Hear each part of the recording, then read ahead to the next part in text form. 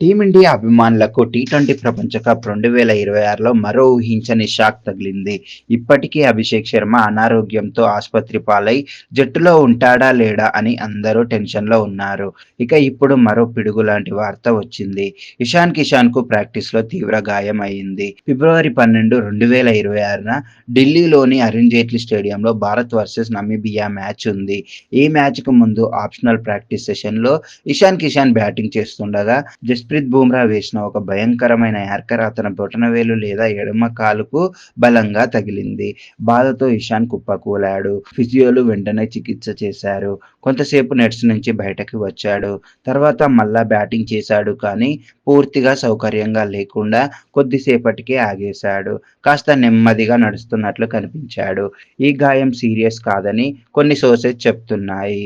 ఇనిషియల్‌గా భయపడ్డారు కానీ ఇది మైనర్ ఇంజ్యూరీ అని, అతను రేపటి మ్యాచ్‌కు అందుబాటులో ఉండవచ్చని అంటున్నారు. అయితే టీమ్ మేనేజ్‌మెంట్ అతని కండిషన్స్‌ను దగ్గరగా పర్యవేక్షిస్తుంది.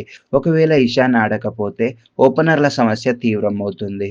ఇప్పటికే అభిషేక్ శర్మ అనారోగ్యంతో ఔట్ అయ్యే ఛాన్స్ ఉంది. అప్పుడు ఏమవుతుంది? సంజు శాంసన్ రెడీగా ఉన్నాడు. అభిషేక్ స్థానంలో అతడు జట్టులోకి రావచ్చు. ఇషాన్ లేకపోతే వాషింగ్టన్ సుందర్‌కు ఛాన్స్ ఇవ్వవచ్చు. ఓపెనర్‌గా సూర్యకుమార్ యాదవ్ లేదా తిలక్ వర్మను ప్రయత్నించవచ్చు. మరిన్ని గాయాలు వచ్చి పాకిస్తాన్ మ్యాచ్ వరకు ఇద్దరూ అందుబాటులో లేకపోతే శ్రేయస్ అయ్యర్‌ను బ్యాకప్‌గా పిలిచే అవకాశం ఉంది.